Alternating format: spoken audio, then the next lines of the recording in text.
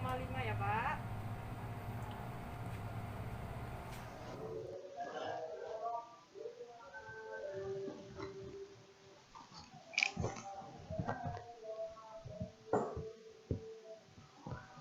Salam sejahtera bagi kita semua.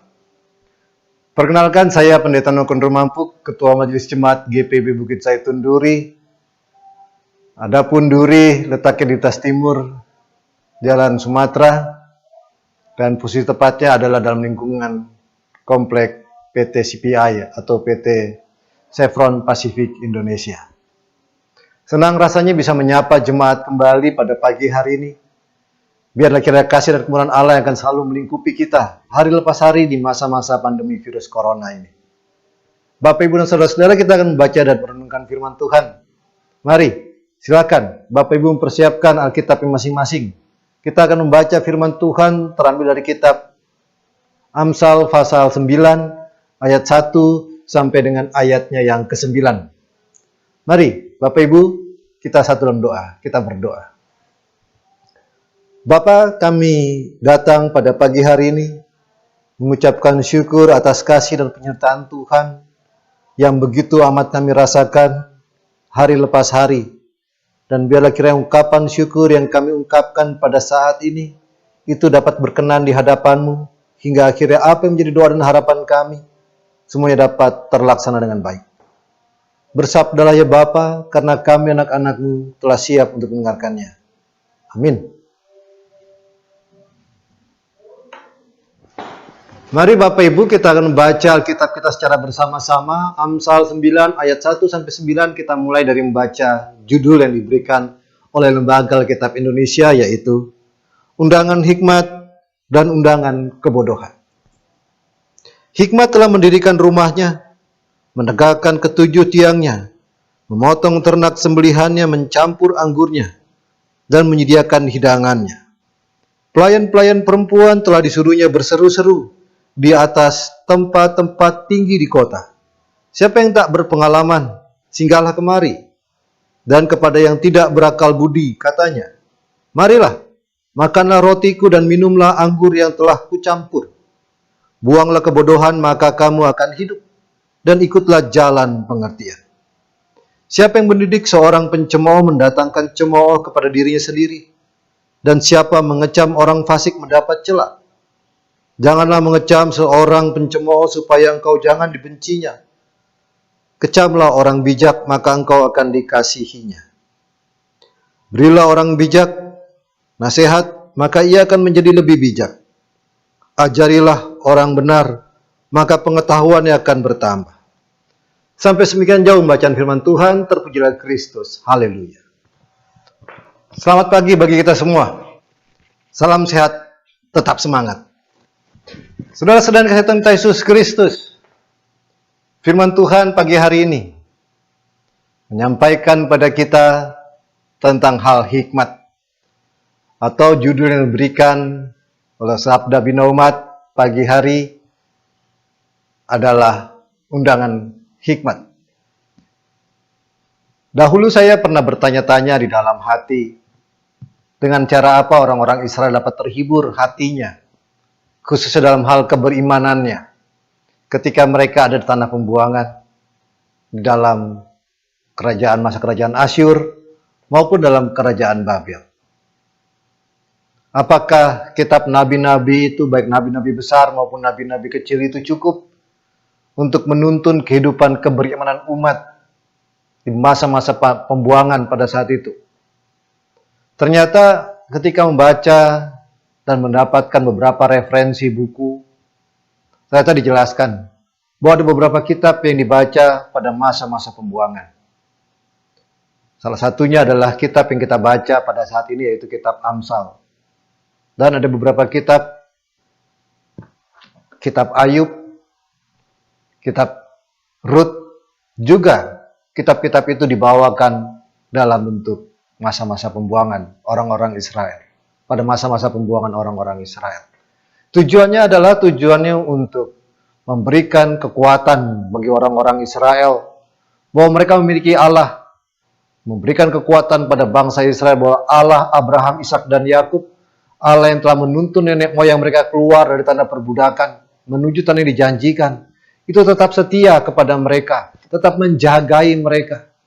Sekarang bagaimana? Hingga akhirnya kita ada dalam masa-masa sulit seperti ini.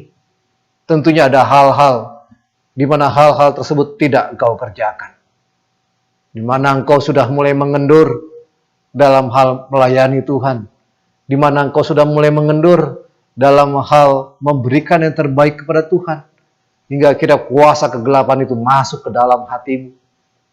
Dan oleh karena itu kitab Amsal dalam bacaan kita, ketika disampaikan pada umat yang pada waktu itu ada dalam masa-masa pembuangan, dijelaskan secara mudah arti keselamatan itu dimulai dalam sebuah rumah. Saya teringat akan ucapan daripada seorang ibu dalam hal percakapan pengembalaan nikah. Ketika terjadi pengembalaan, para presbiter, khususnya ada seorang ibu yang mengatakan bahwa wanita dan pria itu ibarat sebuah rumah. Pria adalah atap daripada rumah itu, sedangkan wanita itu adalah tiangnya. Jadi atap dan tiang ini haruslah bekerja sama dengan baik. Haruslah menjadi bangunan yang kokoh untuk orang-orang yang ada di dalamnya merasa terlindungi. Dan oleh karena itu sekarang laki-laki adalah imam dan perempuan yang menopang agar hal kemurnian dalam ajaran tetap terjaga. Dan kalau kita membaca firman Tuhan mulai dari ayatnya yang ketiga, di mana di sana dijelaskan tentang perempuan-perempuan. Pelayan-pelayan perempuan telah disuruhnya berseru di atas tempat-tempat yang tinggi di kota. Ya, para kaum ibu, mereka diajak untuk berseru kepada siapa? Kepada mereka yang tidak berpengalaman. Kepada mereka yang masih membutuhkan pengertian, masih membutuhkan pengetahuan, atau dalam bacaan kita dikatakan dengan hikmat. Dan ketika mereka diundang untuk hadir di dalamnya, diperkecil dalam lingkup rumah tangga, berupa makanan dan minuman. Pada ayatnya yang ayatnya yang kelima, mari, makanlah rotiku dan minumlah anggur yang telah kucampur. Di sana para perempuan diajak untuk memberikan kemurnian dalam hal ajaran. Bahwa apa yang telah Tuhan berikan, apa yang telah Tuhan berkati ini merupakan hasil usaha, hasil pekerjaan yang telah Tuhan berikan bagi kita. Dan oleh karena itu maknai apa saja yang telah Tuhan berikan ini dengan ungkapan syukur. Dan oleh karena itu ketika para wanita itu menjelaskan untuk akhirnya orang-orang yang memiliki pengetahuan itu dapat menerimanya. Itu merupakan suatu berkat yang telah Tuhan berikan. Dan berkat itu saat ini tengah kita rasakan. Tak henti-hentinya di dalam doa kita meminta kepada Allah. Tak henti-hentinya di dalam doa kita bersyukur atas berkat yang telah Tuhan berikan itu. Termasuk di saat ini, di masa-masa pandemi virus corona. Di masa-masa sulit dalam hal ekonomi, sulit dalam hal rumah tangga, sulit dalam hal peribadahan. Tapi kita bersyukur, Tuhan tetap menopang kehidupan rumah tangga kita. Tuhan tetap menjagai atap, Tuhan tetap menjagai tiang itu, hingga akhirnya anak-anak yang dari dalamnya ternaungi, terberkati. Tetap taat, dan tetap teguh dalam hal keyakinan, dan tetap memberikan teladan kepada anak-anak kita. Agar hikmat yang telah Tuhan berikan, baik melalui orang tua, akhirnya mengalir untuk anak-anak kita. Hingga akhirnya tongkat estafet dalam hal keyakinan tetap terjadi. Dimanapun anak-anak kita berada, Tuhan tetap menjagainya, bahkan memberkatinya. Bila kiranya firman Tuhan yang kita baca dan renungkan pada saat ini, kiranya dapat berkenan bagi kita semua, untuk akhirnya kita siap menjadi pelaku-pelaku firman Tuhan dimanapun Tuhan menempatkan kita. Tetap semangat, tetap sehat. Tuhan Yesus berkati. Amin. Bapak Ibu, kita sudah sama-sama membaca dan merenungkan firman Tuhan. Dan biar kita kasih dan kemurahan Allah selalu melingkupi kita hari lepas hari. Dan oleh karena itu sebelum kita mengawali hari yang baru saat ini, mari kita satukan hati kita untuk menghadap Tuhan di dalam doa. Mari kita berdoa. Saya akan berdoa untuk kita semua. Bapa, kami bersyukur memiliki Allah yang hidup. Allah yang telah menyapa kami lewat firman, Allah yang telah menyapa kami lewat pagi yang indah. Dan biarlah kiranya hari yang akan kami lalui ini merupakan hari di mana Allah akan memberkatinya, Allah akan menyertainya. Dan apapun yang kami kerjakan, apapun yang kami lakukan, semuanya dapat berhasil. Berkati rekan-rekan kami yang saat ini juga tengah melakukan pelayanan, baik di pos-pos Pelkes. Tuhan kiranya Engkau berkati, untuk akhirnya pelayanan mereka dapat berjalan dengan baik. Dan tentunya makin banyak jiwa-jiwa yang terselamatkan atau mengaku percaya kepada-Mu. Kami juga berdoa untuk pos Pelkes yang ada di GPB Bukit Zaitun Duri, yaitu pos Pelkes yang ada di Libo dan pos Pelkes yang ada di Kandis, di bawah bimbingan dari Pendeta Mora Borusi Hombing.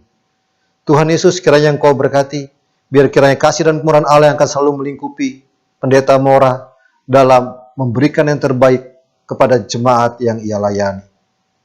Tuhan, kami juga berdoa untuk para pendengar yang setia untuk menyaksikan acara atau peribadahan yang dilakukan secara rutin di pagi hari dan malam hari. Tuhan, kiranya Engkau berkati, dan biarlah kiranya kasih dan kemurahan Allah yang akan selalu melingkupi kami ketika kami datang kepadamu di dalam doa kami. Inilah kami, inilah doa kami. Ampuni segala dosa dan pelanggaran kami ya Bapa, agar kami layak membawa doa ini hanya dalam Yesus Kristus Tuhan dan Juru Selamat kami yang hidup. Amin.